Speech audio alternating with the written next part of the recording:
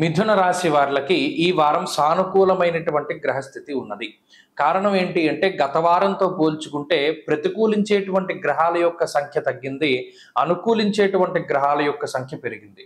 ప్రత్యేకించి ఈ రాశి వారికి రెండవ స్థానమందు ఉండేటువంటి శుక్రబుధులు అనుకూలిస్తూ ఉండడం, రెండవ స్థానమందు ఉన్నటువంటి రవి మారిపోయి తృతీయ స్థానానికి వెళ్ళి ఆరోగ్యం, నిత్య సంతోషం, బంధుమిత్ర సమాగమ అనేటువంటి శాస్త్రవచనం ప్రకారం రవి ఉపజయ స్థానమందు యోగిస్తూ ఉన్నటువంటి స్థితి ఈ రాశి వారికి చాలా కలిసి వస్తుంది. ఆత్మశత్రోత్సాహ వనపర్వతాది పితృకారకో సూర్య అన్నది శాస్త్రం.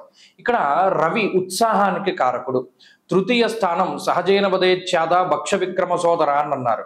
అంటే ఇక్కడ మనం సుఖవంతమైనటువంటి జీవనాన్ని గడపడానికి ఇది అష్టమం తృతీయ స్థానం అన్నది అది ఆయుస్థానము కూడా కాబట్టి ఆరోగ్యం మనకి కలగడానికి, అలాగే కొన్ని సాహసోపేతమైనటువంటి నిర్ణయాలు తీసుకోవడానికి, కొంత వీరోచితమైనటువంటి పోరాటం జీవితంలో చేయడానికి ఈ స్థానం చాలా ముఖ్యం. అటువంటి స్థానం ముందు రవి సంచరిస్తూ ఉండడం వల్ల ఎదుగుదల అనేటువంటిది ఉంటుంది. మనం ఇంత కష్టపడి ఇంత ధైర్యంగా ఈ అడుగు వేశాం కదా, అది ఏమవుతుందో అనేటువంటి భయం కాస్త అమ్మయ్య పోలే మనకు అనుకూలంగా వచ్చింది అనేటువంటి స్థితికి రవి తీసుకువెళతారు. కాబట్టి ఇక్కడ ఆనుకూల్యత, ప్రత్యేకించి తృతీయంలో ఆరోగ్యం, నిత్య సంతోషము అన్నారు.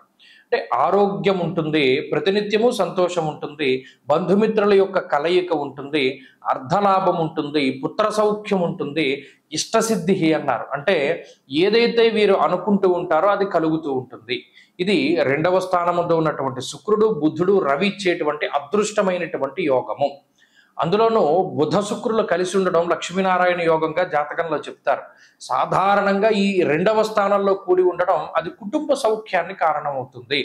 కుటుంబ సౌఖ్యము, ధనలాభము, అలాగే ముఖం కూడా చాలా వర్చస్సుతోటి వెలుగుతూ ఉంటుంది.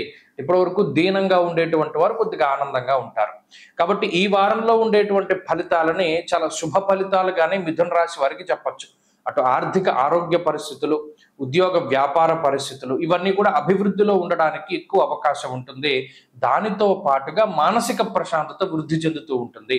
సంతానోత్పత్తి కలగడం, లేదా ఏదైనా శుభ కార్యక్రమాలు జరగడం, లేదా ఏదైనా మనం అనుకున్నటువంటి పని సజావుగా పూర్తి అవ్వడం, లేదా ఏదైనా ఒక మంచి పని చేశామనేటువంటి మానసికమైనటువంటి ఉద్దేశం ఉండడం, ఇటువంటివన్నీ కూడా ఈ వారంలో కలగబోతూ ఉన్నాయి.